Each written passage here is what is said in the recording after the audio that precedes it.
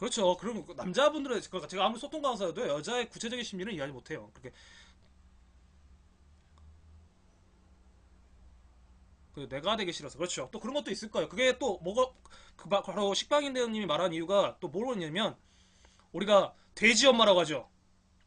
그 쉽게 말하면 어머님들의 그 학업열이 뛰어나시는 거, 그 심리. 아이들은 우리 아이가 뒤처질지 몰라. 저 무리 속에 내가 들어가야 돼. 이 심리. 그 심리가 또 거기에 반영도 돼요. 우리 아이 도태될지도 몰라. 그러니까 철저히 봤거든요. 뒤처지면 저렇게 짓밟히구나. 내가 뒷받침 안 되니까 왕인 엄마한테 항상 옆에 있어야 되겠어. 이거거든요. 그러니까 어떻게 보면 이거를 우리가 이것을 단순히 현상적으로 이면 힘들다. 그 심리에는 이런 게 있다. 이거 쓰십시오. 제가 말주변이었고 친해지는 방법을 잘 모르는데 자, 네네, 네.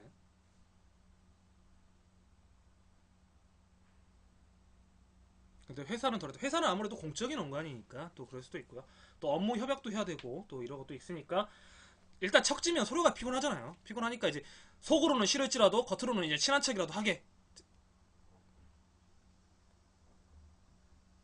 하는 게 그게 맞죠. 어떻게 보면 그게 또 프로고 많은 모든 사람이 좋을 수는 없어요. 그리고 저는 이렇게 말합니다. 저는 말주변이었고 친해지는 방법을 잘 모른다. 근데 친해지는 방법이란 건 따로 없어요. 뭐 이게 이 사람한테는 이렇고 저 사람한테는 이렇고 뭐 방법이란 게 그거잖아요. 우리가 획일적으로 어떤 것이 있고 이것만 대입하면 될 것 같고 이런 게 있는데 네, 어, 그런 방법은 거는 사실상 없고요. 일단 일단 일단 상대가 누구냐에 따라서 많은 상대를 만들려고 하지 말고요. 많은 상대를 만들지 말고요. 내가 그냥 내 아이 이야기 아니면 내 미래 이야기 그냥 이렇게 아니면 내가 드라마 이야기 정도 나올 수 있는 가벼운 상대 한 명을 먼저 만드시는 게 좋습니다. 쉽게 말하면 우리 수다 떤다고 하죠. 커피 한 잔 마시면서 수다 떠는 것처럼 수다 떨 수 있는 상대 한 명을 만드세요. 한 번에 내가 여러 명을 만나서 뭐 친목 도모를 해야지 이런 생각도 접근하지 말고 그 한 명이 결국은 또 이제 다른 모임이 또 있기 때문에 재미있고 재미없는 건 그렇게 중요하지 않아요. 재미있고 재미없는 것이 사람 관계에서 그렇게 재미있고 모든 사람이 개그맨일 수는 없잖아요. 저도 항상 어떻게 웃기는 거 얼마나 힘든데 눈썹 이래갖고 지금 화나면 이렇게 되고 10시 10분 되고 얼마나 웃기게 생겼어 이게 얼굴만 봐도 저번에 그랬다니까 여기 딱 방송 딱 하고 있는데 어떤 초등학생이 들어갖고 겁나 웃기게 생겼다 하고 딱 나가버리는 거예요.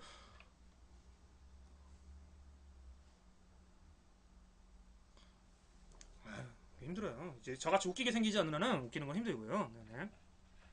그러니까 소통의 문제예요. 대화를 이제 뭘 말을 하면 단답형으로 그래 이렇게 딱 끊어버리는 사람이 있는가 하면은 그랬냐 나는 뭐 했다 너는 어떻게 생각하냐 대화를 이어가는 방법이 있는데 아마도 제가 생각할 때는 대화를 이어가는 방법 면에서 좀 부족하지 않나 본인이 말하는 도중에 지루함을 느낀다거나 잃어버리면은 딱딱딱 끊어버리는 것이 아닌가 그래서 상대방이 어떻게 보면 내 말을 안 듣는 건 아닌가 이런 식의 느낌을 혹시 주지 않았을까 이런 생각도 저는 좀 없지 않아 있어요. 네. 네, 그냥 보고 웃음이 나오죠? 네, 웃으세요. 웃는 얼굴입니다. 네, 웃는 얼굴. 항상 웃으십시오. 요즘 살기 힘들수록 더 많이 웃어야 됩니다. 우는 일이 많은데.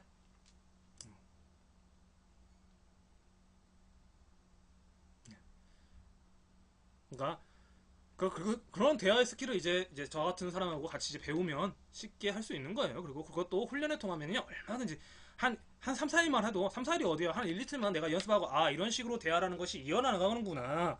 정말 알면 어렵지 않습니다. 어려운 건 아니고요. 우리가 또 누구나하고 대화는 하잖아요. 그렇죠? 그리고 항상 단답형으로만 네, 아니요, 네, 아니요 이렇게 살 수는 없는 거고요. 저는 마트 한 번 가도 굉장히 아주머니하고 수다 떨어요. 진짜 어떻게 보면 유별나다시피 수다를 떨어요. 이거 아주머니가 이제 앞에서 이렇게 이거죠. 예를 들어서 아주머니가 이렇게 마트에서 이제 띡띡 이거 기계 하잖아요. 기계 하잖아요. 앞에 줄이 섰어요. 줄이 많이 섰어요. 그럼 내가 이래요.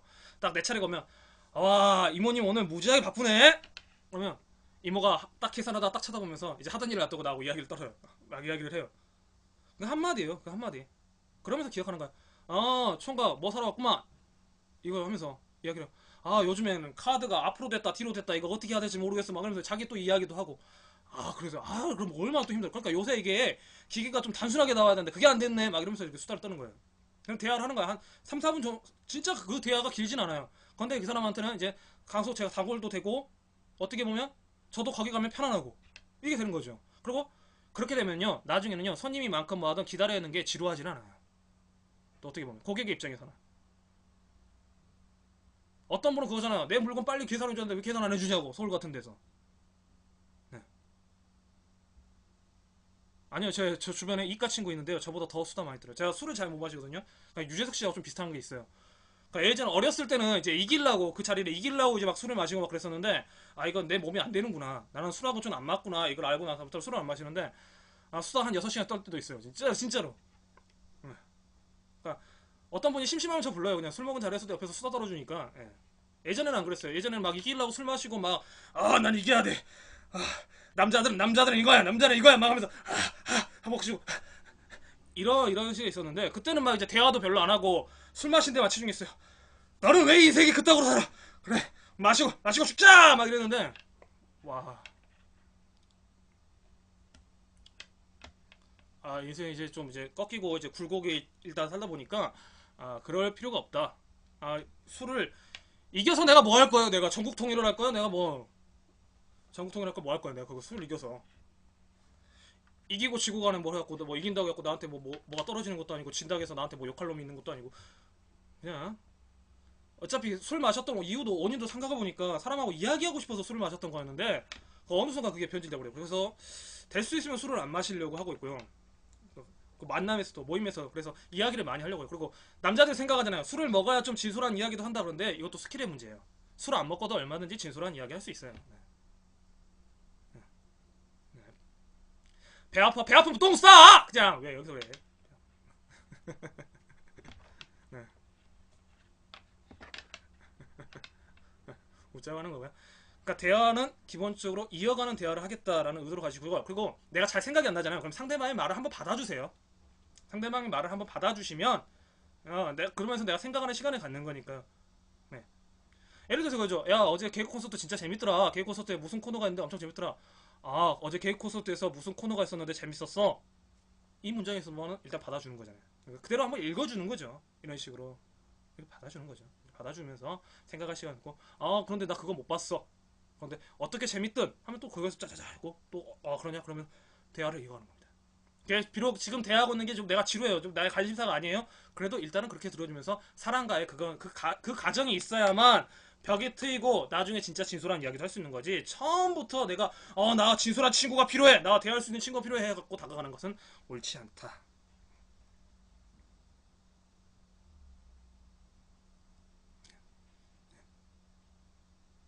힘내십시오. 힘내십시오. 힘내고 많이 웃어서 웃으시고 가까운 사람부터 그렇게 이야기를 하시면 좋을 것 같습니다. 네. 또 고민이 있으신 분 있으신가요? 오늘은 고민 상담 주로 가고 시사는 다음 시간에 해도 될 것 같으니까요. 네.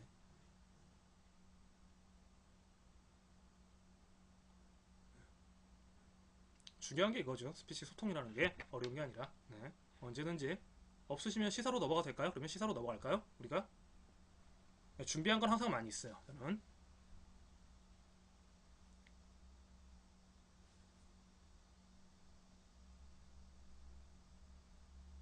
ARS 상담은 저 싫어요. 그런 건 싫어요. ARS 상담을 이제 했던 분들을 이제 사례를 이제 저는 직접적으로 접해보지 못했고 사례를 읽어본 적 있어요. 술 취하신 분들이 그렇게 많대요. 그리고 외로우신 분들이 그렇게 많대요. 그분들 상당히 얼마 전에도 유튜브에서도 당했어요. 제가 유튜브에서 당했는데 그러니까 그분은 이제 제 또박또박하게 자신의 고민을 썼다고 유튜브에 댓글을 달았는데 저는 그걸 보고 지워버렸어요. 왜? 자음이 3개야. 자음이 어떻게 알아먹어 내가 그거를. 그러니까 한국어에 자음이 3개는 거 고대 문자에도 자음은 3개는 아니야. 그런데 표준 한국어를 쓰면서 자음이 3개면 제가 어떻게 알아먹습니다. 그러니까 바로 지워버렸어요.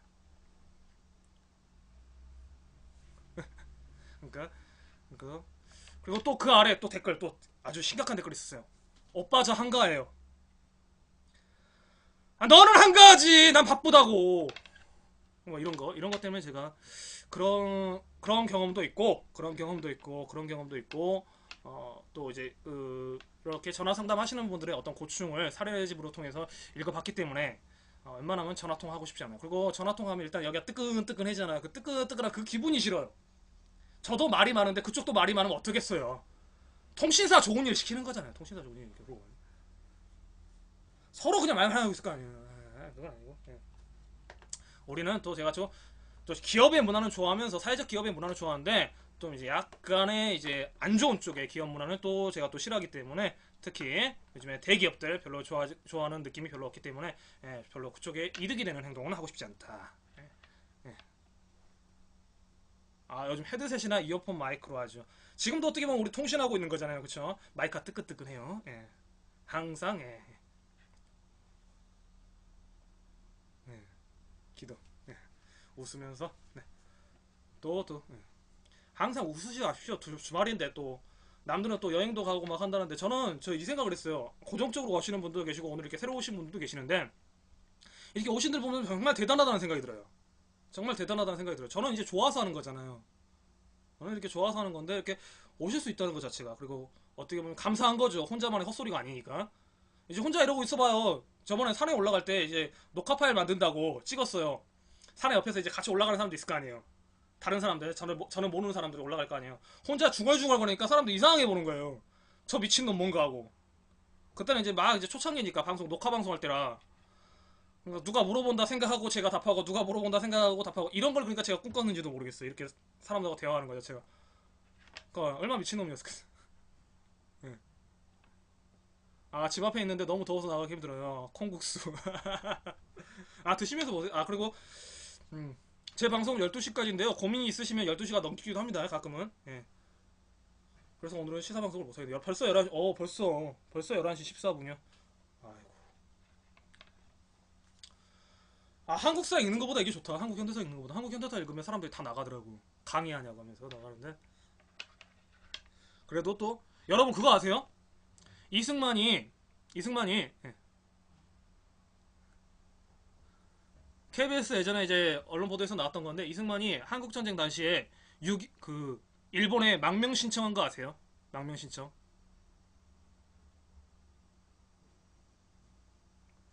그러니까 누리아트에서 이걸 좀 덮었는데 KBS 뉴스 보도에 나왔던 거예요. 제 이제 지난 방송 보면 그게 있을 건데 지지난 방송인가? 그 이제는 말할 수 있다 부분 전에 이제 그걸 틀어드렸었는데 사람들 반응이 뜨겁더라고요. 진짜 몰랐다고. 진짜 몰랐다고. 그러니까 그래서 이 현대사를 좀 같이 이제 공부했으면 좋겠다는 취지로 이제 브루스 커밍스라는 미국인이 쓴 현대사가 있어요. 왜 그러냐면 우리나라 사람과 고르면 또 이거 좌파적이네. 가뜩이나 이제 시사 이야기하는데 종북 가라 이렇게 북한으로 가라 이렇게 이야기하시는 분이 계시는데 만약 우리나라 또 한국 사학적 거 들고 나오면은 또 그럴 것 같아서 오히려 미국인 눈에서 어떻게 현대사를 다룰 것이냐 이제 그거 이야기를 하는 게 낫겠다 해서 그분의 책을 가지고 이제 조금씩 읽고 있어요. 한 챕터씩 한 세네 장씩 읽고 있는데 평상시에는 방송을 그렇게 사람들이 많이 있으면 이제 오늘같이 이렇게 방송을 하는데 없으면 제가 그렇게 책을 읽으면서 방송을 한다. 뭐 이런 거죠. 예. 국군 방송 같아요. 충성합니다. 예. 시사 갈까요? 이제 시사 가면서 우리 또 영어 정리 한번 해볼까요? 예. 또 우리가 또 몰랐던 거 그리고 청년 문제가 있으니까요. 또 그런 부분을 또 아시면 좋을 것 같습니다. 네. 어머나 이거 아닌데 이거 아니고 제가 이렇게 보시면 이렇게 이게 오늘 다뤄야 될 시사 코너예요. 시사 코너인데 이게 보이시나요? 이렇게 준비를 해요. 이렇게 준비를 하면서 기사를 읽고 내용 분석해주고 네, 이렇게 하는 건데요.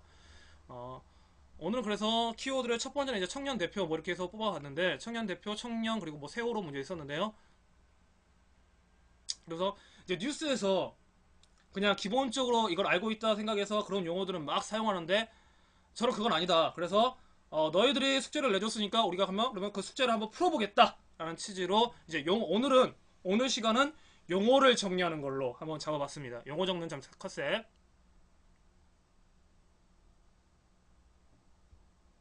자, 먼저 이거죠. 음모론의 대표적인 거. 연예 뉴스와 정치의 상관관계. 그럼요. 세월호는요. 지금도 여전히 문제가 되고 오늘자 기사도 있어요. 오늘자 세월호 문제가 또 있으니까요. 우리 젊은 친구들이 또 활동하는 부분도 있으니까 이건 또 알려줄 필요도 있고요. 아직 수습이 된 게 없으니까 아직 해결된 것도 없고 왜 사고가 났는지, 왜 구하지 않았는지에 대한 문제가 또 있으니까요. 그런 부분에 대해서는 지속적인 관심이 필요하다.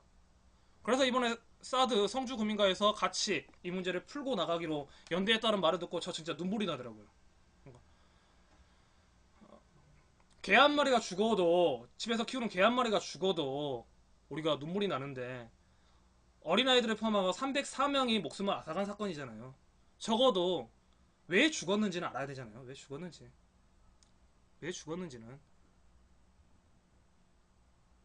그래야 그 부모들도 그잖아요. 자식이 죽으면 가슴에 묻는다는데 어떻게 묻겠어요.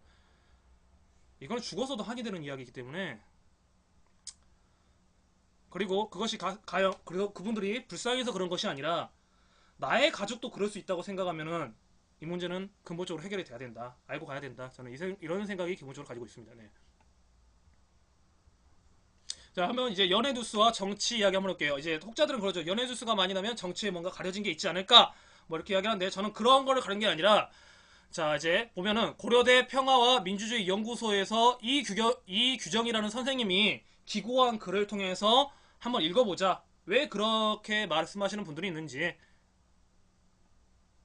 이게 2016년 1월 25일자 기사입니다. 신문은요. 이게 어디 신문이냐? 네. 레디안이란 뭐 진보 신문이라는 건데요. 한번 보겠습니다. 저 뭐 이렇게 진보 신문만 읽진 않아요. 조중동도 읽어요. 가끔가다 보면요. 어제 같은 경우 연합TV 뉴스 많이 읽었고요. 그러니까 어떤 특정 계파에 휩쓸리는 신문이 아니라 일단 글을 보면 읽는다 이거죠. 한 주씩 읽어보면요. 이렇게 봅니다. 2013년 5월 15일 가수 서태지와 이은성의 결혼 발표, 5월 14일 시사인 주진우 기자의 공직선거법상 허위사실 공표 혐의 피소에 대한 법원의 구속영장 기각, 이런 사실이 있다. 두 번째, 2014년 7월 25일 김태용 탕웨이 스웨덴 결혼 보도가 나는데 그날 무슨 일이 있었냐? 7월 24일 세월호 사건 100일 유족 시민 첫 도심 행진이 있었다.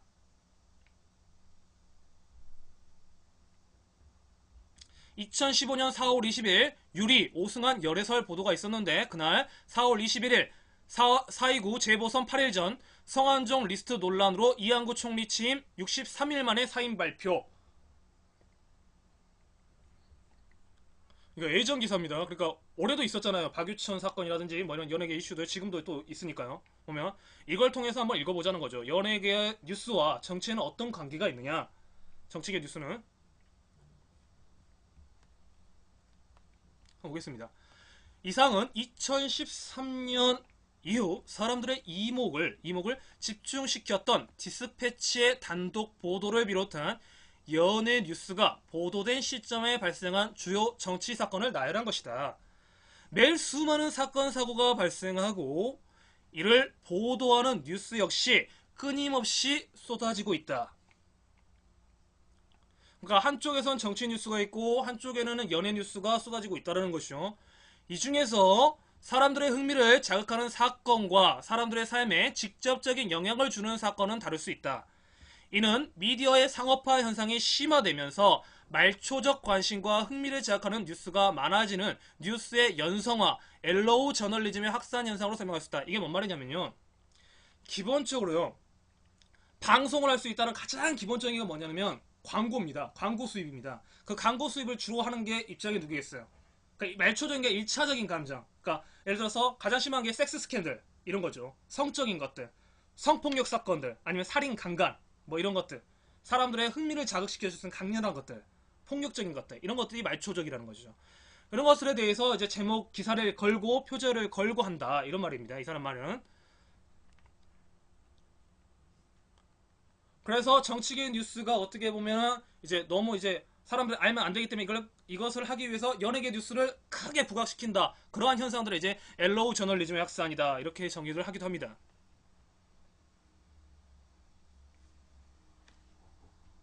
또 보면요. 자본주의 체제에서 미디어 역시 자본주의 뭐 이런 말도 좀 불편함을 느끼실 수 있는 분도 있을 거예요. 그냥 그런가 보다 하세요. 그냥.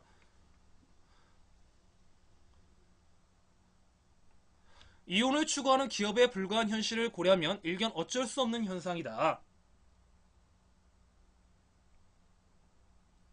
그러니까 말초적이다는 말이 관능적이다는 말하고 비슷합니다. 그러니까 쉽게 말하면 섹스, 방금 말했던 이제 섹스, 그러니까 사람의 아주 기본적인 감정을 건드리는 거죠. 그러니까 어떤 이해 타색으로 넓게 포괄적으로 하는 그런 것이 아니라 저거 야한데 저거 뭐 한데 뭐 하는 것들 있잖아요. 보면 막 침 질질 흘리는 거.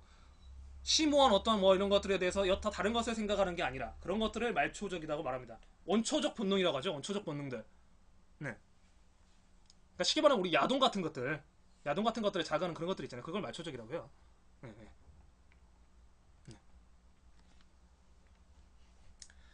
계속하면요. 그러나 미디어가 스스로 권력에 대한 감시자를 자임하며 또 다른 권력으로 군림하고 있는 현실과 모순이 발생한다.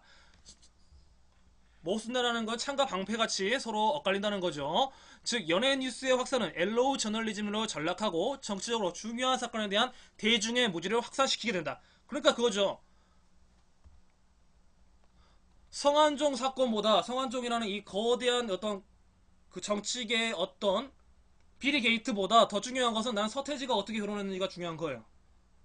이게 바로 말초적인 거죠. 박유천이가 어떻게 성폭력 범죄자가 된 건지 이게 더 중요한 거예요.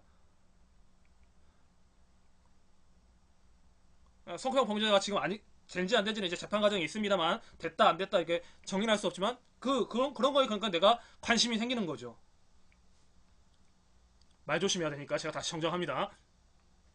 특히 우리나라는 소용돌이 정치로 표현되는 권력의 추구와 정치적 대립이 심화되는 상황에서 연예뉴스의 확산은 정치적 사건에 대한 대중의 관심을 차단하고 특정 세력에 유리한 상황을 만들기 위한 고도의 전략이 작동한 결과로 이해하는 시각이 존재한다. 이 바로 이 특정 세력이 누구겠어요? 연예계 뉴스를 보도함으로써 이익을 얻는 특정 세력이 누구일까? 우리 생각해봐야 된다는 거죠. 이와 같은 일종의 음모론은 특히 디스패치의 단독 보도에서 두드러진다. 음모론. 자, 이제 조금 이따 우리 음모론에 대해서 다시 한번 또 살펴볼 겁니다. 음모론이 무엇인가? 이는 크게 두 가지 차원에서 설득력을 갖는다. 첫째는 보도 시점의 우연성 문제다. 우연성. 이게 종편에서 많이 하는 논리죠. 우연성. 이건 단순히 우연이다. 우연성의 문제. 디스패치는 보도 내용에 대한 자료를 이미 확보하고 있다가 정치적으로 민감한 특정 시점에서 보도한다는 의혹이다. 좀 그럴싸해 보이죠. 둘째는 디스패치 배후설이다. 비교적 신생 매체이며 이태임 예원 욕설 논란의 사건의 보도에서 같이 허술한 취재 능력에도 특종 행진을 한 것은 보이지 않는 힘이 작용한 것이 아닌가라는 의혹이 제기했다. 특히 이제 TV조선에서 많이 하는 게 그 속보 뉴스 있잖아요. 속보 뉴스. 근데 딱 그 속보 뉴스하고 딱 꺼내보면 그렇게 중요한 뉴스 아닌 거잖아요. 예전에 김무성 국회의원의 딸은 착했다. 우리 딸은 착하다. 이게 속보로 나온 거 보면은 우리가 그 딸이 착한지 안 한지를 굳이 그렇게 속보로 다룰 만한 가치가 있을까? 근데 그런 부분이 있었다. 그러니까 그런 데에 대해서 의심이 들더라. 디스패치에 대한 의혹에 대한 진위 여부를 떠나 박근혜 정권 이후 단독 연예 뉴스가 보도된 시점에서는 늘 정치적 사건이 발생했고 어쩌면 우리의 삶에 더욱 중요한 영향을 주는 것으로 평가할 수 있다. 뭐 이런 건 있는데 굳이 제가 이건 읽을 필요가 없을 것 같아. 이런 거 있었다는 거죠. 그러니까 뭐 이승하 윤하 열애 때는 대통령 신년사가 당시에 정치 상황에 있었고 유리 오승환 열애 때 성완종 리스트 논란이 있었다. 그럼 아이유 장기하 열애 때는 교과서 국정화 발표 예정이 돼 있었다. 뭐 이런 일련의 이것들이다. 이것이 단지 우연일까? 이것이 우연일까? 생각해보자는 거죠. 이어표 1에서처럼 2013년에는 7건, 2014년에는 8건, 2015년 7건인 전체 22건의 단독 연예 뉴스가 정치적으로 중요하고 민감한 사건이 발생된 시점에서 보도되었다.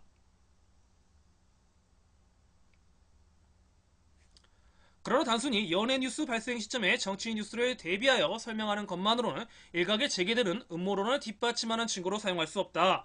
왜냐하면 인간사에서 발생하는 사건은 사실상 무한하며 미디어를 통해 보도되는 것은 각각의 매체가 중요한 것으로 규정한 것으로 한정되기 때문이다. 또한 사람의 인지 능력이 유한하고 각각의 성향과 개성에 따라 흥미를 갖는 건 역시 다양하다. 따라서 연예 뉴스에 의해서 더욱 중요한 것은 그것이 실제로 정치 이슈에 대한 관심을 분산시키고 여론 형성에 갖는 영향력을 구체적으로 살펴볼 필요가 있다. 이걸로 이제 끝나는 거죠.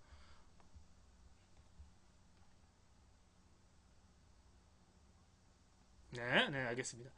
바로 이러한 점에서 우리가 이제 생각을 했다. 그러니까 연예 뉴스도 사실이고요. 정치 뉴스도 사실인데, 네, 감사합니다.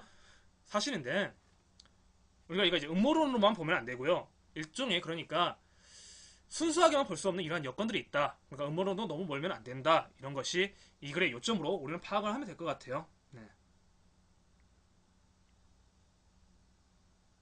어렵지 않았으면 좋겠습니다. 그렇게 그러니까 이것을 너무 음모론으로 몰고 가는 것도 문제가 있고요. 너무 그런데 또 너무 이제 그러니까 한마디로 정치적 이슈를 분산시키기 위한 어떤 전략적인 차원은 있다. 이 정도는 우리가 또 이해를 해주는 것도 괜찮을 듯 싶습니다. 네네. 그러니까 그런 식으로 우리가 또 이제 보면서 이제 여러분한테 추천해주고 싶은 책이 있어요. 네, 이거는 읽지는 않고요. 바로 이제 음모론의 시대라는 음모론의 시대 제가 여기서 길게는 읽지 않겠습니다. 여러분 한번 이제 관심 있으시면 한번 이제 살펴봐서 한번 읽어보셔도 좋을 것 같아요. 이게 문학과 지성사에서 나온 책이고요. 네. 전상진 씨가 전상진 선생님이 이제 지은 겁니다. 책 속에 이제 간단하게 보면 다 읽진 않을게요. 뭐 9.11 천안함 침몰, 디도스 공격, 세월호 참사. 우리는 지금 음모론의 시대에 살고 있다. 우리 사회에 음모론이 들끓는 이유와 그 사회적 기능에 대한 사회학자 전상진의 흥미로운 분석에서 이렇게 나왔는 거니까요. 관심 있으신 분들은 한번 보면 좋을 것 같습니다. 네. 음모론의 시대라는 책이고요. 네. 또 이렇게 잠깐 이야기를 했고요. 그 다음에 이제 적대적 공생에 대해서 이야기하신 분들이 있기 때문에 적대적 공생에 관한 이제 미디어 오늘 기사 한번 이제 살펴보려고 했는데 어떠세요? 좀 지루하세요? 다시 우리 또 우리 이야기 할까요? 좀 지루하시면 어떠세요?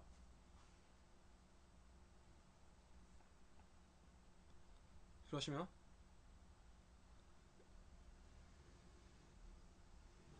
이제 점심시간 때가 되니까 또 이제 또 많이 바쁘십니다.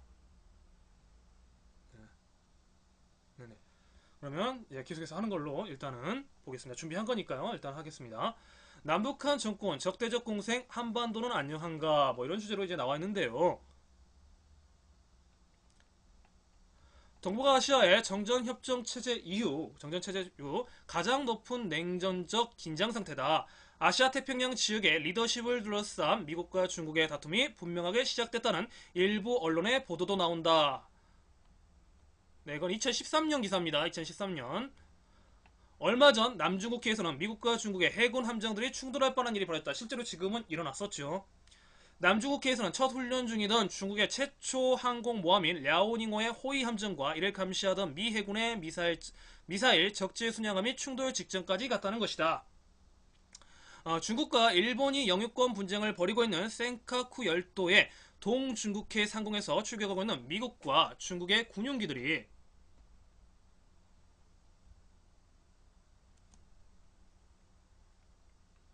공연들 사이에서 어떤 일이 터질지는 모를 일이다. 중국이 방공 식별구역으로 선포한 이 해역에서 미국과 중국, 일본의 항공모함들이 동시에 무력 시위를 한 적이 있다.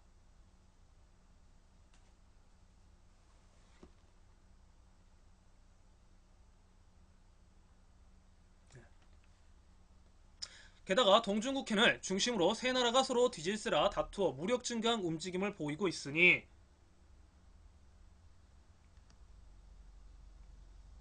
이 해역의 군사적 긴장이 갈수록 높아지게 뻔하다. 이게 이제 결과적으로 나타났죠. 근데 이제 우리가 알고 싶은 건 적대적 공생이니까 적대적 공생 이제 쭉 내려서 우리가 필요한 것 좀 읽을게요.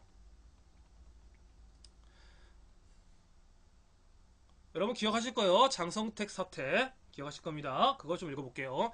장성택 사태를 계기로 남북한의 집권 세력이 적대적 대립과 갈등을 통해 권력의 유지 강화를 꾀하는 적대적 공생에 몰두하고 있는 꼴이다.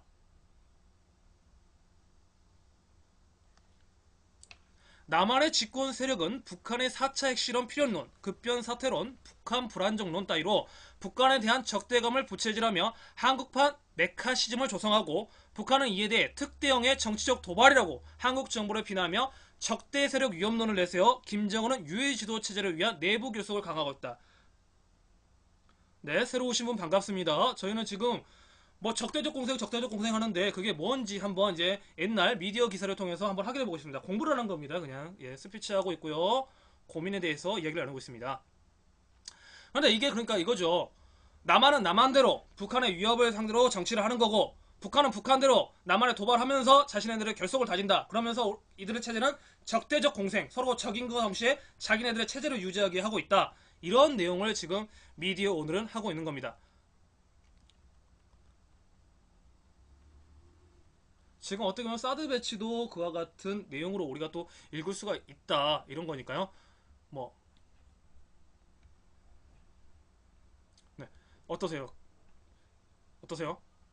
이런 식으로 그러니까 진행을 하는데요. 지루하시고 자신의 이야기 고민거리가 있으면 언제든지 저한테 노크를 해주십시오. 네네.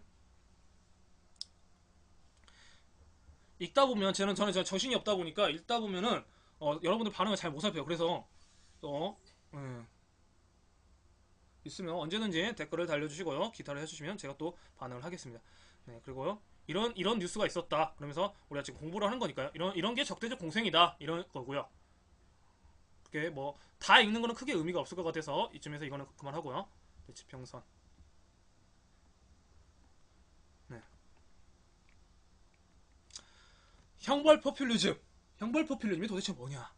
요즘에 하도 형벌 포퓰리즘 보수주의가 심하면서 형벌 포퓰리즘 이야기를 하는데 그 형벌 포퓰리즘 뭐냐? 그러니까 사람들한테 공포 조장하면서 경찰을 영웅화하는 이러한 것이 무엇이냐? 포퓰리즘은 정치를 하는 겁니다. 정치를 하면서 대중들을 선동하기도 하고 아니 정치 활동하는 것을 우리는 포퓰리즘이라고 하는 겁니다.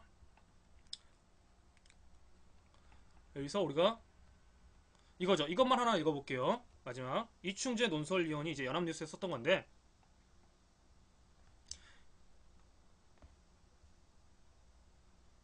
연일 성폭력 뉴스가 언론을 뒤덮는다. 세상이 온통 성폭력 범죄자로 들끓는 듯 보인다. 하지만 성폭력 사건이 요즘 들어 부쩍 늘어난 것이 아닐 터이다. 극단적인 사건에 집중하고 과장하는 언론의 선정성과 그로 인한 과도한 공포의 확산이 이런 현상을 만드는 한 원이다. 그러니까 형벌 포퓰리즘을 만든다 이거죠. 무분별한 범죄자 얼굴 공개와 주변 사람 인터뷰, 신상 털기로 인한 폐해도 고민해야 한다. 조선일보의 나주 성폭행범 사진 오보 사태도 그 부작용 결과다. 응징과 처벌에만 몰두하면 사회 구조적 원인 분석 등 더 큰 문제를 방관하게 된다. 뭐 이런 식으로 해서 형벌 포퓰리즘에 대한 이야기를 해주고 있습니다. 지금 또 그러잖아요. 그러니까 이러한 강력 사건이 일어났다. 하면서 계속해서 우리한테 공포감을 일으키는 게 이런 것이다. 그 대표적인 게 바로 우리가 알고 있는 강남 오마이뉴스에서 나왔던 여성살인 사건. 여기서 이제 이야기가 나왔던 게 강남 여성살인 사건 형벌 포퓰리즘 안 통했다라는 기사로 이제 네, 홍성수 숙명여대 법학부 교수님의 이야기가 기사로 실린 게 있었습니다. 네. 그러니까 남녀 갈등, 혐오론, 그다음에 세대론, 세대 갈등 뭐 이런 것들이 계속해서 지금 시대에 부각이 되고 있는데 그것이 바로 형벌 포퓰리즘 아니냐 이런 의심이 든다 이거죠. 그다음에 이번에 사드와 관련돼서 경향일보가 좀 재밌게 제목을 달았더라고요. 그래서 여러분께 잠깐만 소개시켜주고 싶어서 정치면에 김관진 주연, 김관진 조연, 김관진 연출. 그러니까 한민국 국방부 장관에 대한 발언이 아니라 김관진이라는 지금 예, 국가안보실장의 시나리오가 아니겠느냐 뭐 이런 식의 이야기로 이제 경향일보는 서두를 잔소하고 있는데 글쎄요 이거는 일단은 설이니까요. 일단은 설이니까 우리가 또 한번 기회가 되신 분은 이 기사를 한번 읽어보시면 될 것 같습니다. 네, 시간 관계상 네, 다 읽는 것은 제가 좀 생략을 하고요. 계속해서 보겠습니다.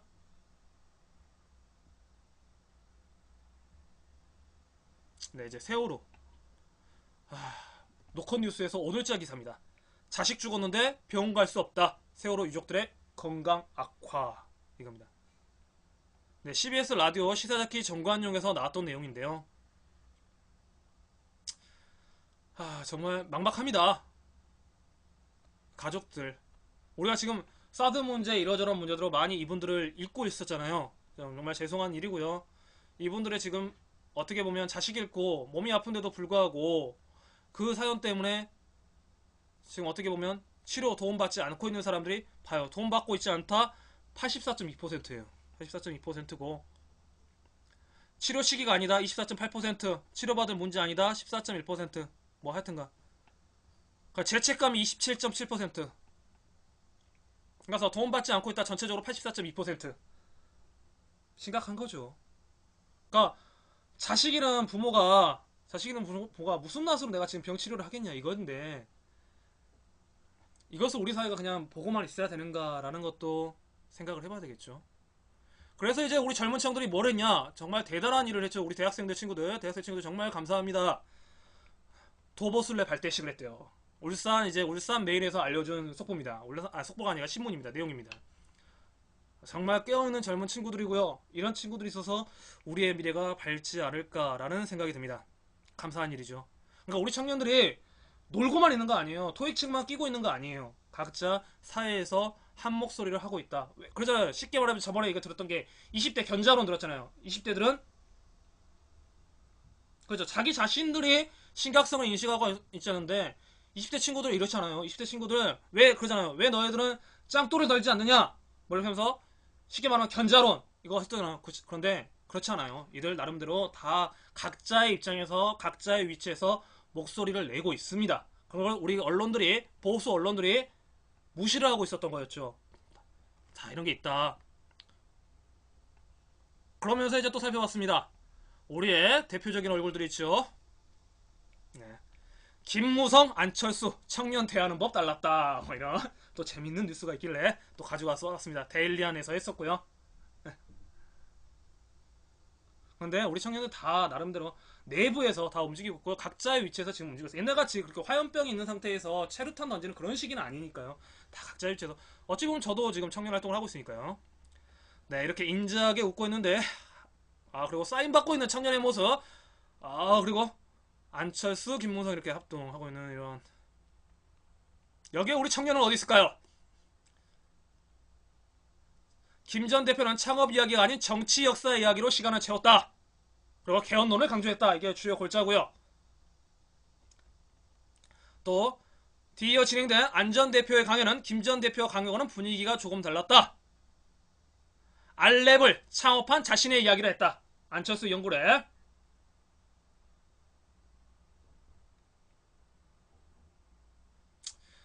자, 이걸 듣고 나온 이제 청년들은 이렇게 어떻게 했다? 사인을 받았다. 꼭 그런 건 아니겠죠. 꼭 그런 것만은 아닐 텐데, 그런 건 아닌데, 과연 이들의 이야기가 지금의 청년 문제들을 해결하는데 얼마만큼 도움이 될까는 글쎄요. 일단 관심을 가져주는 것은 정말 고마운 일이죠. 어떻게 보면 그렇게만 판단하고요. 네, 무등일보에서 지역신문인데요. 저는 지역신문이 좀 활성화돼야 된다고 생각하기 때문에 좀 몇 개 갖고 왔습니다. 청년 문화 다양성 협의회 회원을 모집한답니다. 관심 있으신 분은 무등일보 신문을 통해서 보시면 됩니다. 오늘 27일부터 8월 3일까지 재단 홈페이지를 통해서 온라인 공개 투표를 하고요. 뭐 이런 분들에 대해서 만 18세 이상 39세 미만 청년 대표들이 서로 간에 모여서 우리의 지금 청년 문제들을 이야기할 수 있게끔 모여보자, 뭐 이런 이야기를 한답니다. 관심 있으신 분은 문을 한번 두드려 보십시오. 이제 마지막 청년 뉴스입니다. 정책 정경 뉴스로서요. 광주 지역에서 이러한 운동이 지금 벌어지고 있대요. 우리 청년들이 이러한 운동을 하고 있대요. 지금 다른 지역에서도 이제 비슷한 사례들이 이제 속출하고 있는데요. 우리 청년들이요, 청년 정책 네트워크를 출범한답니다. 자랑스럽습니다. 잘하고 있습니다. 청년 이름으로 청년 정책을 요구하겠다.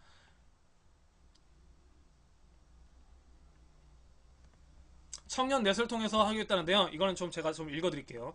우리 청년들이 그러니까 가만히 있지 않는다. 지금 움직이고 있다. 청년 대표만, 국회의원만 믿고 손가락 빨고 있지 않는다. 간단한 기사니까요. 양효진 기사님이 써주셨고요. 광주시 청년들이 직접 꾸린 청년 정책 네트워크 이하 청년넷이 만들어졌다. 청년 정책 네트워크는 22일 오후 7시 조선대학교 후문 청년 커뮤니티 공간인 동네 주민에서 청년 정책 네트워크 창립 총회를 연다. 청년넷은 광주 지역에서 활동하는 10개의 청년 관련 단체와 모임, 단체에 속하지 않는 만 19세에서 39세의 청년 30여 명이 참여해 모임을 결성했다. 감사합니다. 이들이 이런 것들을 가지고 어떤 논의를 하느냐, 청년 예산 확대, 그리고 청년 전체를 포괄하는 청년 대책 제안, 사회적 담론 형성 등을 뼈대로 하는 새로운 청년 종합계획을 모델을 요구할 것이라고 제시했다. 바른 운동입니다. 그래서 마지막 읽어볼게요. 청년대선 대표나 운영위원이 따로 없이 전체 회의를 통해 모든 의사결정을 하고 공동사무단체가 돌아가면서 실문을 진행하는 새로운 형식의 의사결정 구조를 도입했다. 그냥 기존에 그러니까 잘 아시는 분들 중심으로 잘하는 분들 중심으로 그분들이 어떠서 대화를 이끌어가는 방식이 아니라 자기네 스스로 평균적으로 그러니까 수평적으로 이어가는 이런 네트워크를 구성하겠다. 뭐 이런 건데 굉장히 저는 바람직한 현상 중에 하나라고 보고요. 결국 그렇습니다. 어떤 문제든지 간에 그 문제는 그 문제의 당사자가 푸는 겁니다. 누가 만들어준 것이 아닙니다. 물론 김무성 대표와 안철수 대표는 아니죠. 대표는 아닌데 여하튼 이 영향력 있는 국회의원에서 이루어지는 것도 사실이지만 이분들에게 요구할 수 있는 그 포맷은 이 청년들 스스로 만들어내야 된다.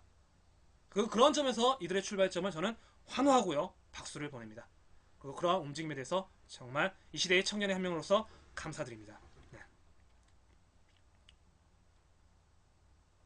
아무것도 하고 있지 않다가 아니라 나름대로 우리 청년들 열심히 이 시대의 변화를 위해서 움직이고 있다는 거 기성 어르신들께서 조금은 알아봐 주시고 인정을 해주셨으면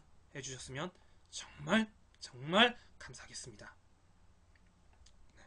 정말 움직이고 있습니다. 이 청년들 지금 그리고 살아있고요. 그들의 목소리 그리고 그들의 목소리가 좀 작습니다. 어찌다 보니까 좀 작습니다. 사회 여러분들에 묻혀서 보니까 작은데 우리가 지속적으로 관심 말고 제 방송도 그러니까 지금 청년 문제 저는 항상 그러니까 하루에 한 번씩 청년이라고 키워드를 치고 그 청년 뉴스를 따오거든요. 그래서 이게 소리 없는 이 청년들의 목소리를 조금은 들어주십시오. 철방국수님 감사합니다. 네. 눈물이 날라고 그래요. 예. 이렇게 힘없는 사람들 소수자의 입장은 항상 이야기를 들어야 된다. 그래야만 사회가 바뀌니까요. 옴베르토 에코가 그랬잖아요. 옴베르토 에코 얼마 전에 이제 타계한 세계적인 소설가 중에 한 명이 이분이 그랬잖아요. 세상은 이러한 바보들에 의해서 바뀐다. 우리 청년들 바보입니다. 그래서 한번 바꿔보려고 합니다. 그걸 바꾸려는 청년들이 열심히 지금도 땀 흘리고 있고요. 열심히 목소리를 내는데요. 좀 어떻게 되다 보니까 어른들이 좀 안 들어주시더라고요. 그래서 좀 더 큰 목소리로 외치고 있습니다. 관심 부탁드리겠습니다. 지금 이렇게 움직이고 있고 열심히 소통하려고 하고 있습니다. 그분들 청년이 울지 않아야 되잖아요. 청년들이 울면 안 되잖아요. 그럴까? 그런 사례가 있습니다. 아이고 벌써 시간이 자정이래. 자고 싶은가 봐. 정오가 됐습니다. 12시까지 하다 보니까 됐는데요. 혹시 더 하실 말씀 있으신가요? 더 하실 말씀 있으시면 제가 듣고 마무리를 좀 해야 될 것 같습니다. 네.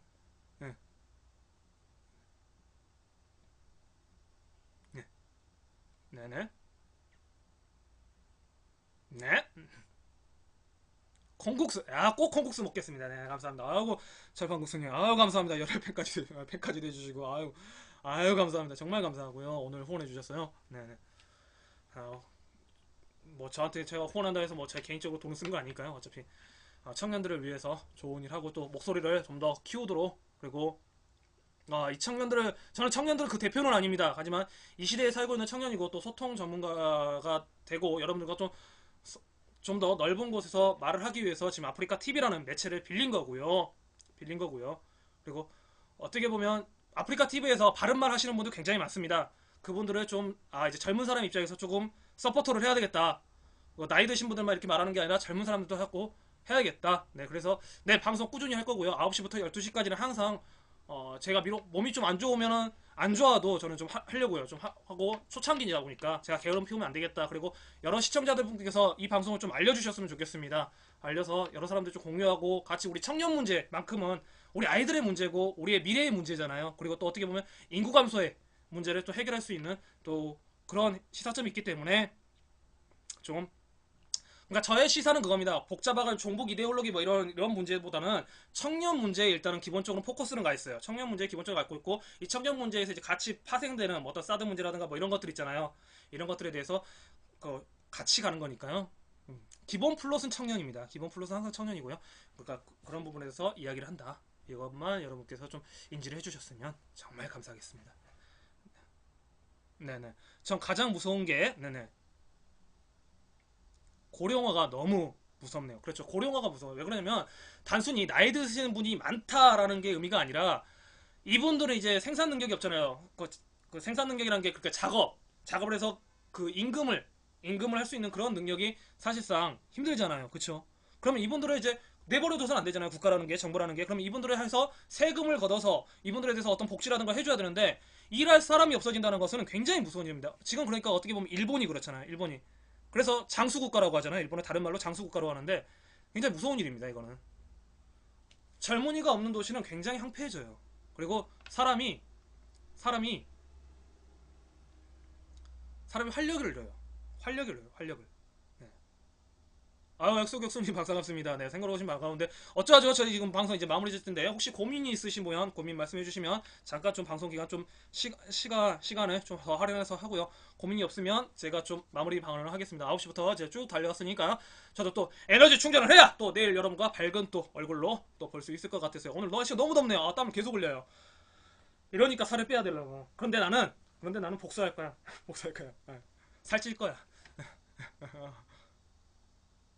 그렇죠. 실질적으로 통계를 보면 정말 유용합니다. 에너지는 콩국수! 그렇지, 콩국수! 네, 콩국수 꼭 먹겠습니다. 네. 그러면, 네. 고민이 없죠요. 고민이 없죠요. 네, 네네. 네, 알겠습니다. 그러면 마무리 멘트 하고 오늘 방송을 이제 그만하는 걸로 하겠습니다. 정리하는 걸로 하겠습니다. 방송 종료하도록 하겠습니다. 마무리하겠습니다. 네.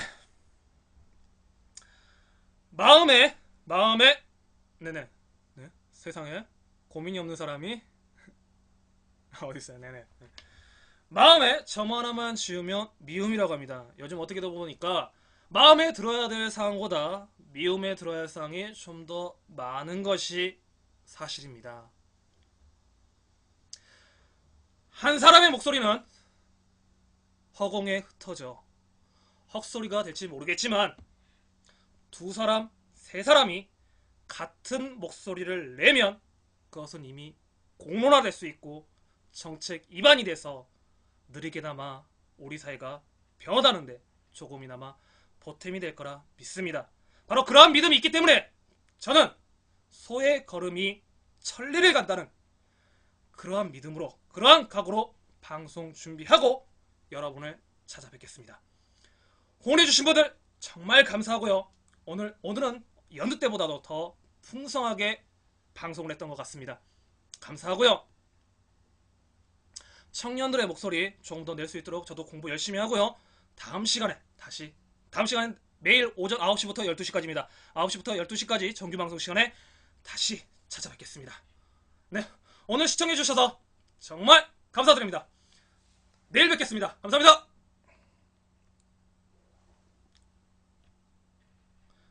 네, 방송 종료하겠습니다. 감사합니다. 찰강국수님, 그리고 아이고 엑소경수님 이제 오셨는데, 네, 내일 뵙겠습니다. 식빵에 대한 감사하고요. 네, 스페이스 3405님, 온니3000님, 유리딱새님, 자 모두 감사드립니다. 자, 방송 종료하겠습니다.